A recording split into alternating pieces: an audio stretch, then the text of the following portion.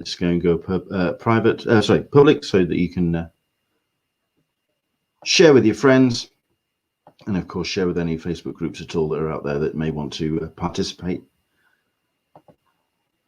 There we go, done and dusted. As it happens, we are currently waiting on our guest, so this could prove interesting. We'll see.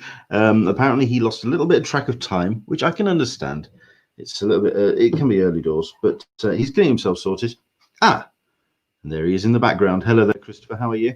Good. How you doing? Sorry I'm so late here.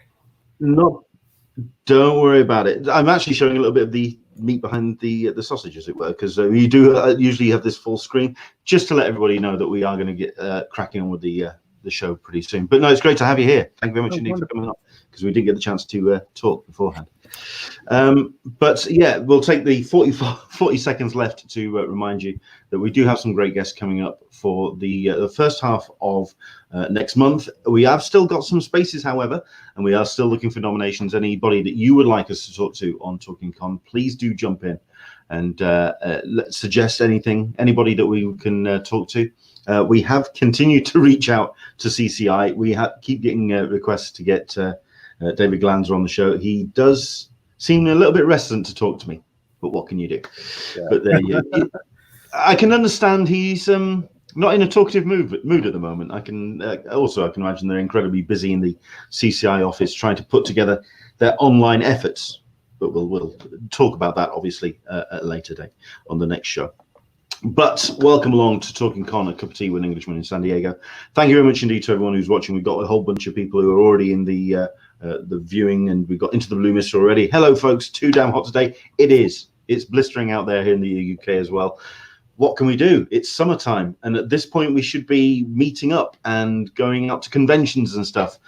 But that is simply not the case. That is not the landscape we're in. And indeed, only a few weeks ago, we should have had lots of news coming out of Toronto for the Comic Art Festival, which was going to be held on the 8th, 9th, and 10th. But that was an event that was, put to one side, along with many other events out there. We are joined by Christopher Butcher, who I will leave to introduce himself, because I know that you are involved. Are you the creator of TCAF, or is it something you kind of got involved in down the line? Actually, I'm the creator of TCAF. Yeah, I co-created with Peter Berkamo, who runs the Beguiling Books and Art in Toronto, Canada. And we created it in the first event was 2003, and it was actually sort of created in a minivan driving down to another event, Small Press Expo, SPX, in Bethesda, Maryland, where we were like, we should be doing something like this in Toronto, supporting Toronto cartoonists. And that was sort of the germ of the idea of TCAF, and it's grown into something pretty different since then. Well, I mean, it's not entirely surprising that something would have come out of that conversation, considering that Toronto does have such a huge creative pool in that town and in that whole area of comics and cartooning. So it's not exactly surprising that a festival like TCAF was due to be created. For yourself, what's your kind of history when it comes to your comics and your comic background? Because the first time I met you was at Lakes Comic Art Festival, and you were the panel host for your roommate, who happened to be Brian Lee O'Malley back in the day, which was one of the first videos I put up on my channel. And so I knew about that history. But tell us a little bit more about your own comics history. So I actually started working. I'm a little old for this, but I actually started working professionally in comics when I was still in high school. I started coloring. I was one of the we had a big computer lab at our school, and we could learn they had Photoshop installed, Photoshop 3.5, I think, and then I remember we jumped to 4. I remember when that happened, and people I knew that just needed. I was like, pretty sure I can do this comic coloring thing, and people I knew who were working in the small press, who were self-publishing, and then who eventually got gigs at Image, needed colorists. They didn't know that was a skill set that no one had at the time. So I started coloring comics in my last year of high school, and then sort of kept going afterwards. I didn't end up going to post-secondary because I was working in comics, which is kind of what I wanted to do. I got into, at that point, I guess, I did some desktop design and graphic, or what we called it desktop design, graphic design for comics and graphic novels as well. Series like Adventures of Evil and Malice and Siren for Image and Go Girl, and then a bunch of indie stuff. I ended up meeting a lot of people in the local community too. I used to do mini comics and go to conventions, so I've been behind the table quite a bit. Flash forward, I wrote about comics for a really long time on a site called Pop Image, Popimage. I don't think that's still up right now. No, it's not. It is what it is. But, you know, I missed some of those articles, but I ended up working there with a lot of people who are, you know, comics pros now. People like Anthony Johnston from Coldest City, which is Atomic Blonde, and Alistair and Andrew and you know, Ed and Scott. Anyway, it was a good time. Had its ups and downs anyway, and from there it was just being a part of the industry on the Warren Ellis Forum and on news groups on Usenet and things like that. You just get to know people from being around so long. So when the time came where I was like talking to Peter, who was very much in the arts and indie side of comic stuff in Toronto, whereas I was sort of more on that middle ground that is sort of occupied by Image and Oni and, you know, those kind of publishers, even Marvel and DC to some extent. It was like, let's put together a show of local people. And for that first year, it went from the most indie, most arty, you know, sort of stuff, the like mini comics and the Drawn and Quarterly and the Fantagraphics and, you know, Black Eye to an extent, all the way to people who were doing work for Marvel and DC in that first year. That really set the tone. At TCAF, we're really pro-creator and pro-comics, and really pro-owning your own comics is sort of the highest tier. So work for hire is we have a more complicated relationship with. But yeah, that's me. Like I mean, I grew up out of reading comics into making comics into talking about them and eventually sort of shepherding a convention around them. What we call it a festival, for what it's worth. Well, I mean, that was going to be my next question, because when it comes to TCAF, when I read about it, it very much seems to be modeled on the European kind of style of festival, like Angoulême, and that real sense of, like you say, very much focusing on the creator rather than the publishers. It's very much about the people at the front line of putting comics together. Yeah, that's actually been a tough go sometimes, because it's not how things generally operate in North America. Yeah. Where we're putting creators first, and we don't necessarily need or want publisher involvement a lot of the time. It becomes, and it's not out of, you know, dislike of the publisher. It's more just about like, we're focusing on this specific thing right now. It becomes more of an issue. It becomes a little bit more difficult. But that said, I think it has helped sort of fly the flag for creators in a really good way for the last little while. By that I mean, we're doing this, and at the end of the day, the whole industry only exists because of the people who make the comics. Like that. Sure. You know, the IP that Marvel and DC have, yeah, that's going to exist without people to, you know, make comics about them, but it's not going to exist in comics. So as long as we're going to exist in a comic space, let's make sure that the people who are actually making the comics we tried it as much as we can to put them at the forefront of what we're doing. And it is, you know, an idea that's catching on, which I'm really excited about. We've been doing this TCAF 2020 would have been our 17th year. And so there's been a lot of shows that have sprung up that have emailed us to let us know that, you know, we wouldn't have done this if it wasn't for you, or we're pattering very heavily after you. I hope that's okay. And it is. It's always okay, as long as it's really about reducing barriers to the industry, which we love. When it comes to how the show has grown over the years, like say 17 years, I mean, what were the kind of attendance of that first one? And like 600. Yeah, we've grown from about 600 to 25,000, which is a pretty good bell curve. But even then, we hit that a number of years ago, and our venue, it's currently held in a Toronto Reference Library, which is a really beautiful open air sort of atrium space. That's just we hit capacity Saturday morning at about 11 o'clock and stay that way through the weekend. So the show can't get bigger right now without the ways we've been increasing it actually have been to add additional offsite venues. So it is even more like a European festival in that regard, where it's not just one convention center building, it's lots of little events and things like that, and walking through the neighborhood, walking through the city in some cases. Well, I mean, for myself, I learned about TCAF when you partnered with the Lakes International Comic Art Festival, which did model itself very much on Anglais in that regard, in the whole idea of turning the whole town into the festival space. So when I learned about the partnership, I learned more about TCAF, and yeah, you learn that that's very much that kind of sense of getting a community involved in putting the show together. If I really don't want to talk, well, I do want to talk about TCAF, but I don't want to rub salt in the wound, because obviously the show isn't going ahead this year, it hasn't gone ahead. But, yeah, I mean, let's talk about the highlights. I mean, for yourself, over the course of those 17 years, what would have been 17 years, highlights for yourself of guests that have been coming to the show. How about, can you give me 10 seconds to think about it while I surreptitiously blow my nose off camera? Is that all right? I'll tell you what, I will go to full screen to me. All right. There you go. And you can blow your nose to your heart's content. And you can also have a bit of a think as well. Yes, you should always know where your towel is. But he shall return. Hello, Dark Stitch from Dark Stitch San Diego. Welcome along. I think he's gone to find a tissue at this point, which is okay. But we've got Mark Jackson who's joined us as well. Thank you very much indeed. If you do have any questions for Christopher, do jump in. We'll try and cover them as much as we can on the feed. If you have any questions, do let us know. Right. Okay. So you've had your time. That was your okay. Yeah. that was your phone a friend moment. Yeah. Go for it. So back to it. Yeah. TCAF, 17 years highlights.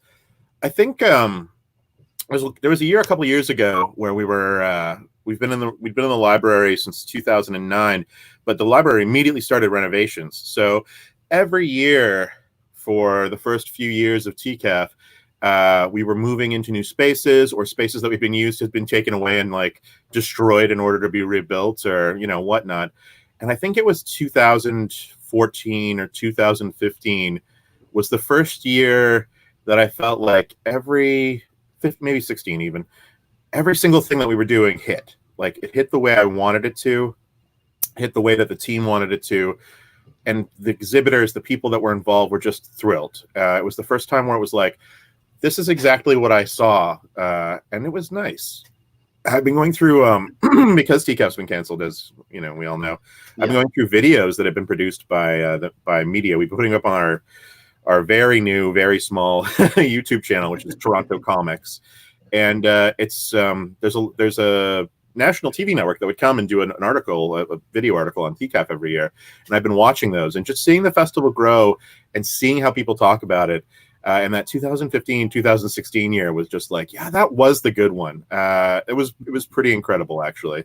So I guess that was the highlight for me, was as a festival organizer, as a showrunner, just having everything hit exactly the way it's supposed to, minimal problems, greatest happiness out of the people who were attending, and obviously the creators who were exhibiting.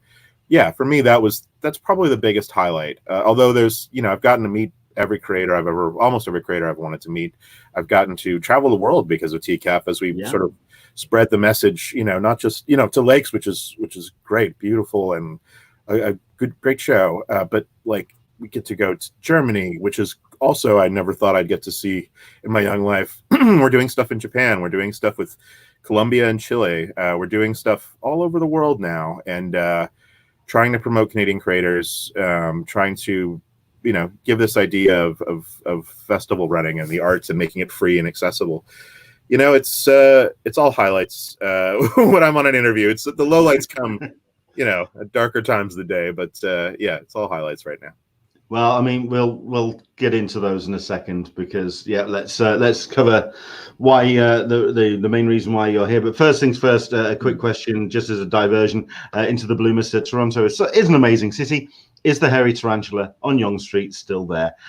Just to clarify for everyone who's watching, it is a comic book shop. To clarify, yeah, the hairy tarantula, is it still there? The Harry T, as it is affectionately known, is not still on Yonge Street. I'm sad to say.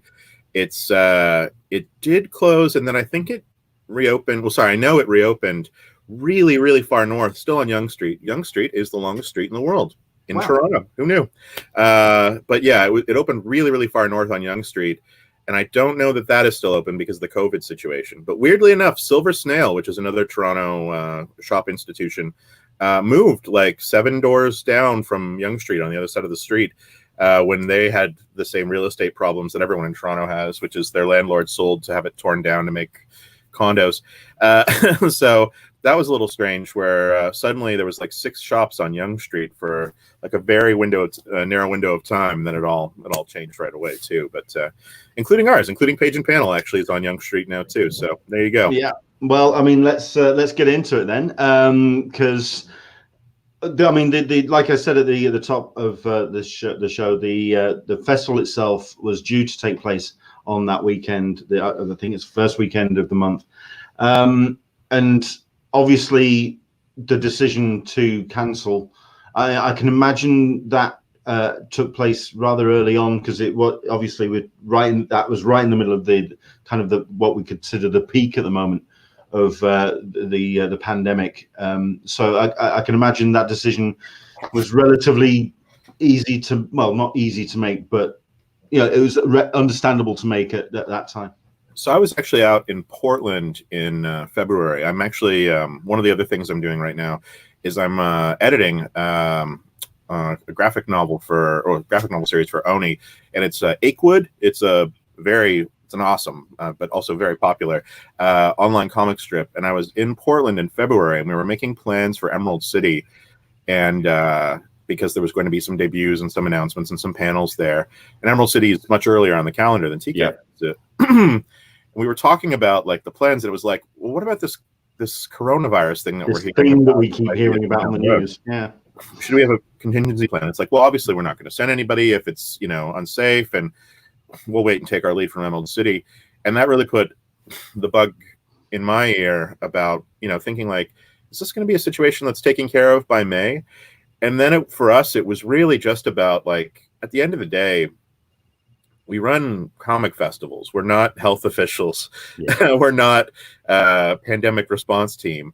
We have to take our lead from, the experts. That's what this is all about. That's why we have experts.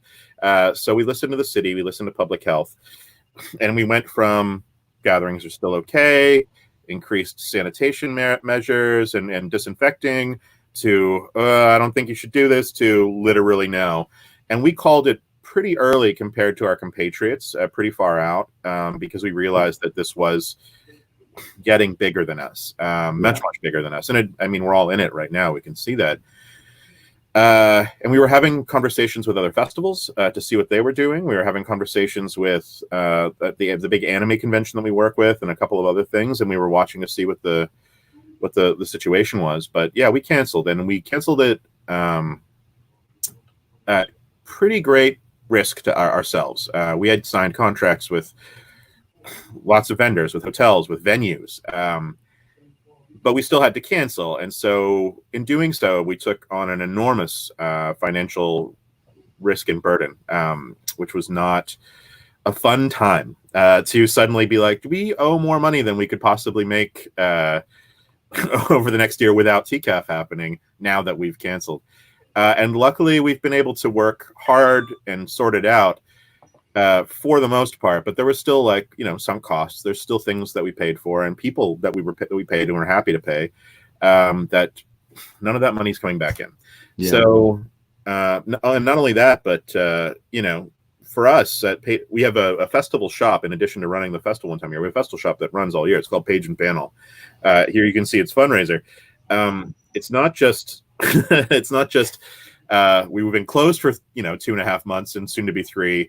And there's no money coming in, but for us, like TCAF is second Christmas. Christmas is the busiest retail weekend of the year, and the weekends leading up to it for the most part. In May, between Free Comic Book Day, which I think every single comic book retailer felt the absence of Free Comic Book Day this year, to TCAF, which is our Christmas, that's just tremendous loss of revenue even if you're not putting out a ton of money. So for us, we looked at the numbers and like, what's the bare minimum amount of money we need to just bridge things, that because we realize we're doing this fundraiser because we need to. We're doing this fundraiser because we're trying to bridge this difficult situation that we just could not account for. So we asked for as little money as we possibly could, because we realize there's so many important asks coming out right now. There are so many things that are, I mean, frankly, more important than comic book conventions. But at the end of the day, I think there are people that want to see institutions continue. And so supporting that financially is important. So this is the TCAF fundraiser, and we are absolutely very near to our goal at it's done. I mean, as a fundraiser goes, I mean, it's gone very well. I mean, it shows a lot. It represents a lot about the love that people have for the festival, but also for the shop itself. I mean, I'm looking at the it's in dollars, 20,000 target, 18,500 raised. So I mean, it's not. Do we have? It's GoFundMe, so we don't actually have a date, do we? It's not like there's not a closure to it. We're thinking about June 1st. I think. Right, I think this has been going for a while. People have been very supportive. We're looking at maybe bringing it to an end this weekend. Just, you know, I think we're going to hit that goal. People, like, we've done, I think, over $2,000 already this week. People are seeing that it's reaching its end, and that's Canadian for what that's worth. So in American, that's something like $15,000 right now. It's awful. Yeah.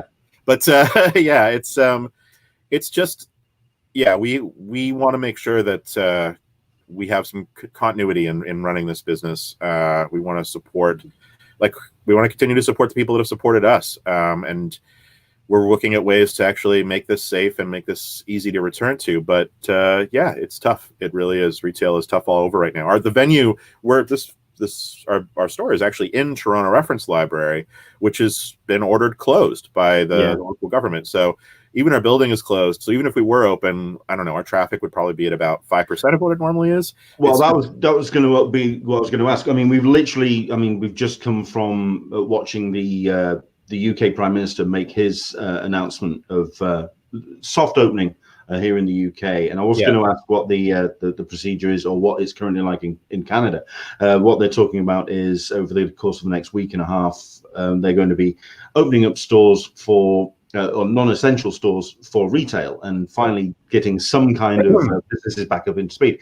But that's going to be doubly difficult for yourself. Like you say, it's within it's in a library. It's in one of the town buildings. It's kind of tied in with the infrastructure of that building. So yeah, it is tough. And Toronto, Ontario is the province in which Toronto resides. Toronto and Ontario are going through a similar soft opening right now. Right.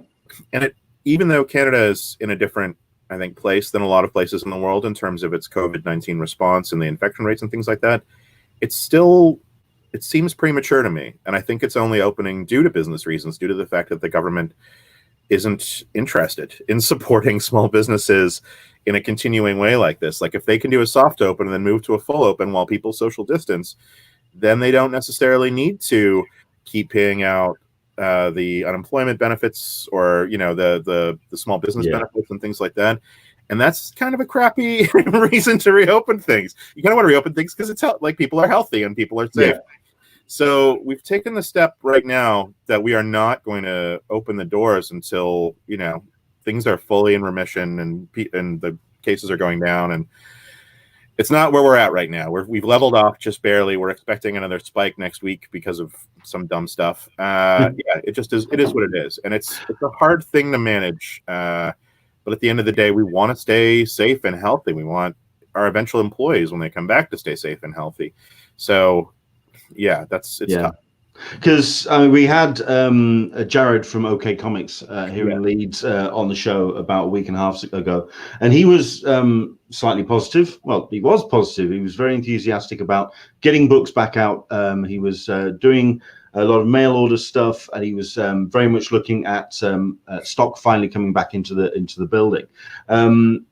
Being in the library, have staff been able to go in to Page and Panel and actually continue that kind of mail order service? Or how constrained has the store been during the pandemic?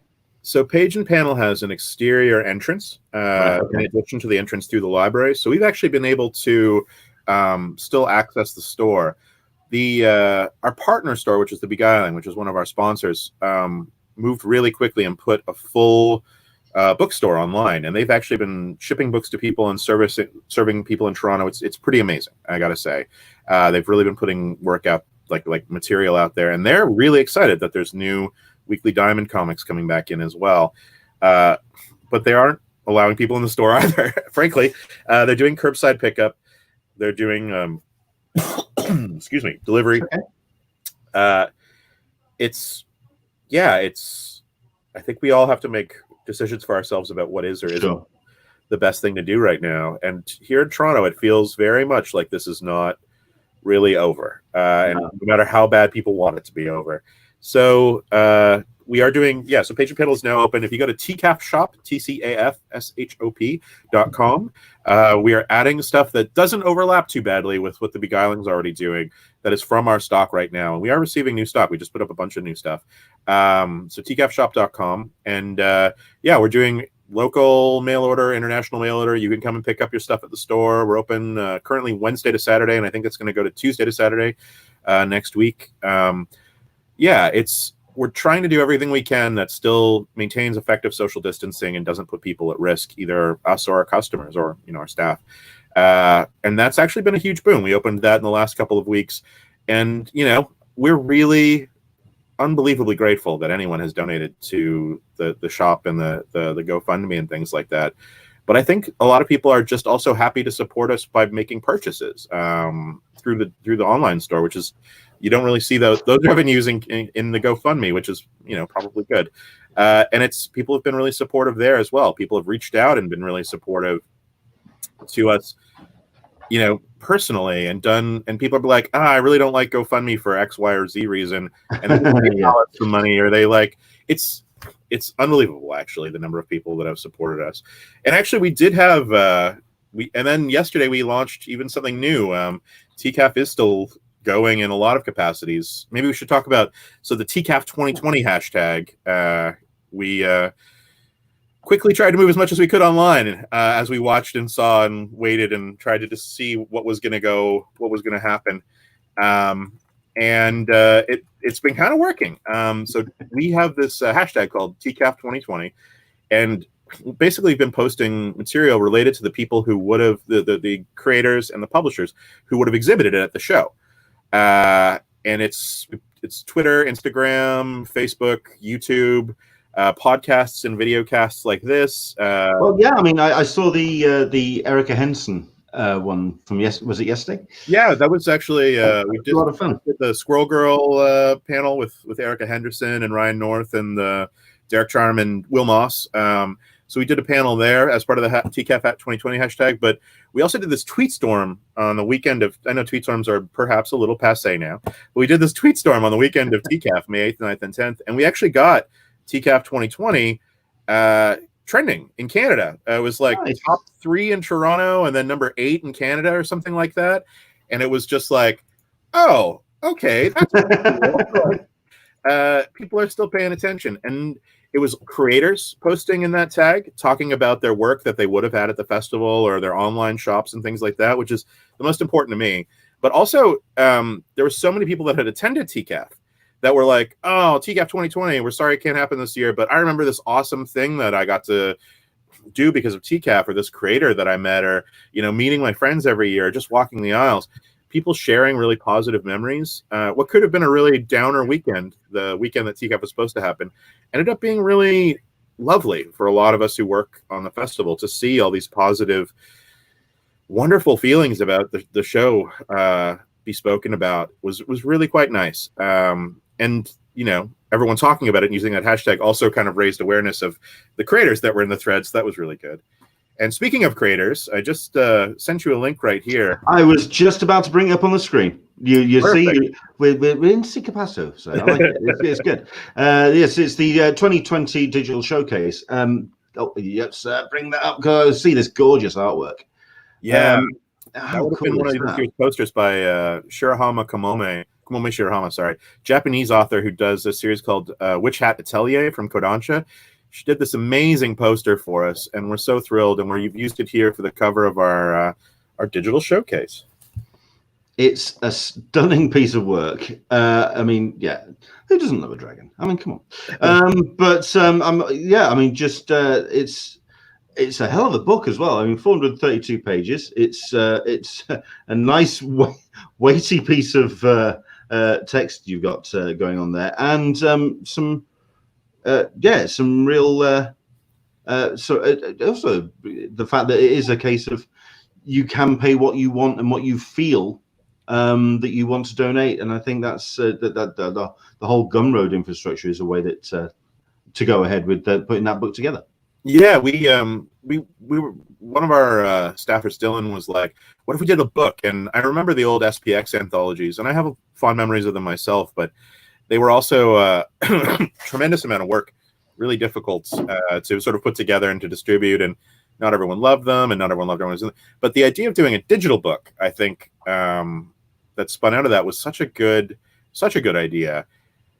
This idea of basically going back to the TCAF exhibitors, the people who would have been there this year, and saying, "Hey, do you want us to, like, we're going to do this thing. All you need to do is send us 3 pieces of art and all of your links, so your store, your website, your social, and we'll compile it into a book. We'll put it out there for free. It's $0, but if people want to make donations, that's very kind of them. It's not necessary." And we came up with over 100 exhibitors, over 100 creators, publishers, each submitting, examples of their work. And the feedback we've gotten, we released this just yesterday. You can go get it right now. The feedback we've gotten has been amazing. It really is like browsing the aisles at TCAF and being like, "Oh, that's interesting. Oh, that's not for me, but oh, that's kind of cool. Oh, wow, what's this? Who's this person?" And then going through and finding a new artist you love. That's what we wanted to do. That's what we're so excited about. Well, I mean, something that we've been talking about on the show for the last 2, 3, 4 weeks is the whole idea of the virtual con and how to connect that person who would usually be on the other side of the table with the audience. And no convention has yet really nailed how to do that. I mean, we've had WonderCon, which basically put its vendor list up and just stuck links in there, which was one way of doing it. And then you had Virtual Pop Expo, which had some kind of virtual app-based booth type thing. But it's very difficult to make that real connection with the person or the creator on the other side and actually see what their work's about. This is a way of actually seeing in front of you and scrolling through, and like you say, having that virtual space, that real kind of that showcase of the creative talent. I think it's really cool. For us, it's really always been about making the festival free and making all of the programming free to reduce those barriers, to let people explore things and not worry that they have to like pay to be a part of it. And that's like the baseline that we try to operate at now. And if you go to our website, torontocomics.com, you can still see that sort of virtual marketplace with all the vendors are online, all their links are there, and there is work similar to this, pages and things like that. But browsing a website, going through, that, like, we need to make it easy. We can't just be there, because there's so much free content. Like, the number one thing that the quarantine has driven home for me is like, my God, I've got a lot of free video games I've been given and books in my house that I haven't read. And like, just like, and then the digital content, there's so much out there. Free is good. Don't get me wrong. Free is great, but we also have to make it easy. And so, sure, browsing through hundreds of pages of a website is possible and easy and free, but it's not easy. Putting it all in one book that people can literally just hit one button to go through and see the whole thing, and then click if they want to do more. That's a little easier, and I think people have been really responding to it because of that. So yeah, it's 400 plus pages of exciting, unique, interesting comics, links to other stuff. It's free. It's 100 megs, which is 130 megs, which is big. But yeah, it's the kind of thing where I'm really excited that this is out there right now, because it gives us a chance to be like, just keep banging the drum for like, hey, these artists, these creators, these people need your support right now if you can offer it. Check out their work. If you like it, follow them. And that's, I think, one of the things that TCAF does best. And it's one of the things that I hope that is going to be a guiding principle for how we decide to move forward, is how can we keep centering creators, but keeping it safe, keeping it so that it is financially, lessen the impact of attending and increase the amount of sales that you're likely to do to make being there important. I would love more, honestly, if we're talking conventions, I'd love more conventions to keep those things in mind. Sure. If they can, it's just like, if you can keep it more economical for creators, that's awesome, because that money just goes back. Like, creators love nothing more than buying other shit. Like, that's like every dollar that we don't, it's the same thing at the admission fees. Every dollar we don't take out of someone's pocket at the door goes into a creator's pockets. That's why the festival's free. It was like, I think first year was pay what you can, or $5, and then in 2003, and then since then it's been free. And it's just, yeah, it is what we are hoping to do, is to just be like, hey, what are ways that we can up everyone's sales and reduce everyone's costs? And it's not always possible, but something like this is a good start, I think. Absolutely. I mean, I think that's certainly what whenever I've spoken to anyone about TCAF and what you're doing with the festival, it's definitely that vibe of just folding back into the creative talent. And yeah, it comes out with what you do. And the fact that people have wanted to donate to artwork to this, the piece, to the digital showcase. That's the link on the screen, by the way, everybody. If you do want to head to it, gumroad.com/L/L. Listen, I'm not going to read it all out. That's the link right there. It's there on Gumroad. There you go. But also, I am going to put this up on screen as well, because this is as well the GoFundMe for Page and Panel. I really would heartily recommend supporting any comic book shop that is finding itself in these dire times, because we had a couple of guests on yesterday. We've been talking about this throughout the course of the last couple of months, and just the idea of comic book shops that will unfortunately and inevitably fall by the wayside throughout the course of this. It's disheartening. We've got a good friend, Matt Dunford, who went to the last day of San Diego Comics yesterday. It's heartbreaking. So any way that we can support, any way that we can help the retailers, we absolutely will. So that's the reason why I wanted you to come on, and it's been a pleasure talking to you. Thank you so much. It's so kind of you to say. And yeah, whatever way you can. I know people are not financially well off right now, but any way you can pay it forward, whether it's us, whether it's someone local, whether it's artists, whether it's some of the horrible, horrific violence that's happening against people of color, Black people in America right now. Like, pay it forward if you can, because now is the time when people need it the most. Yeah, absolutely. Christopher, thank you so much indeed for coming on. It's been a pleasure talking to you. I think I suggested, if possible, we could get you on as a kind of like a more of a profile about you, and get you on a future episode, talk about your comics, your favorite stuff that you've been reading throughout the pandemic, just what you've just stuff that you've been. Oh, there you go. Hang on, let's go full screen on this sucker. Come on. This is my favorite right now. It's ping pong. Oh, nice. It's about ping pong, but it's about much more than that. From Viz, Volume 1 just came out. It's fantastic. Excellent stuff. I've been going through Trigon Empire again. Oh, okay.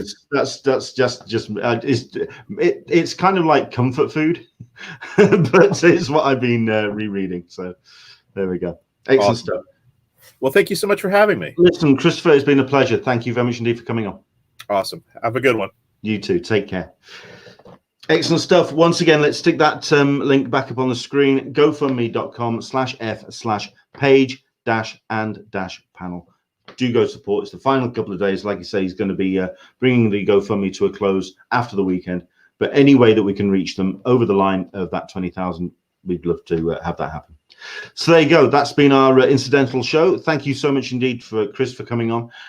We are hopefully going to be getting another crowdfunding effort on a show tomorrow, but we're waiting on an email, waiting for him to get back to us. Fingers crossed that we'll be speaking to someone.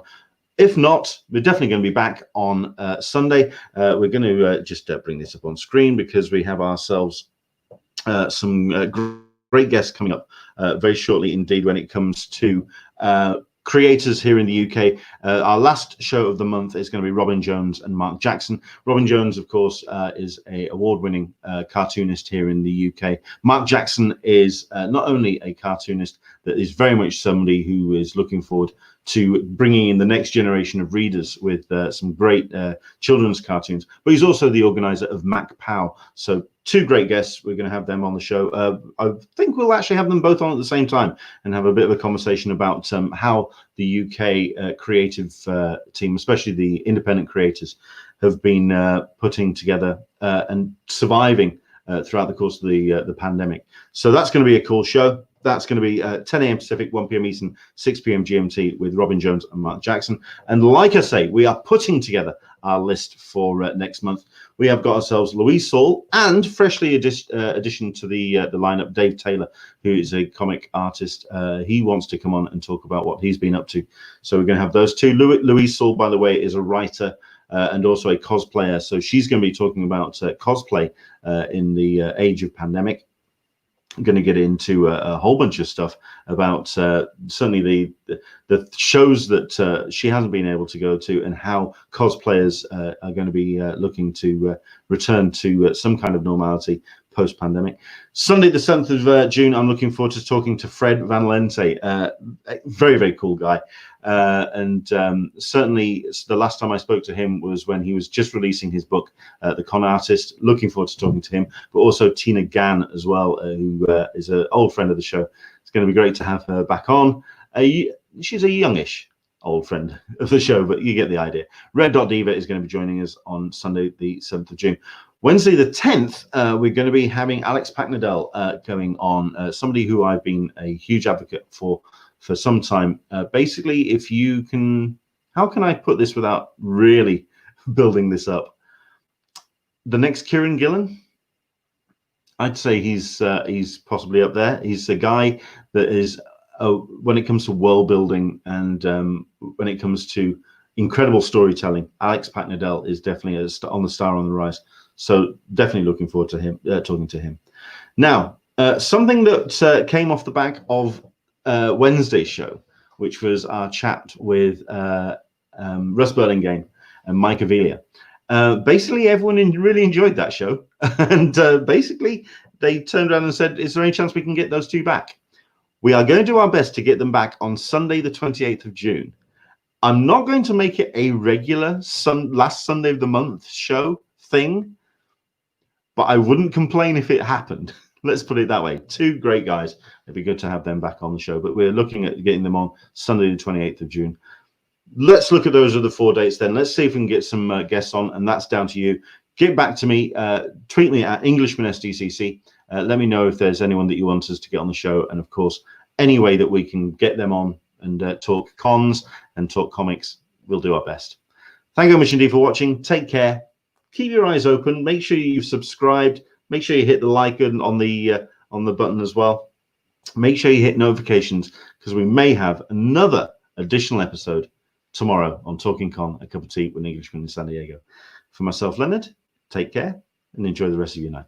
Bye-bye.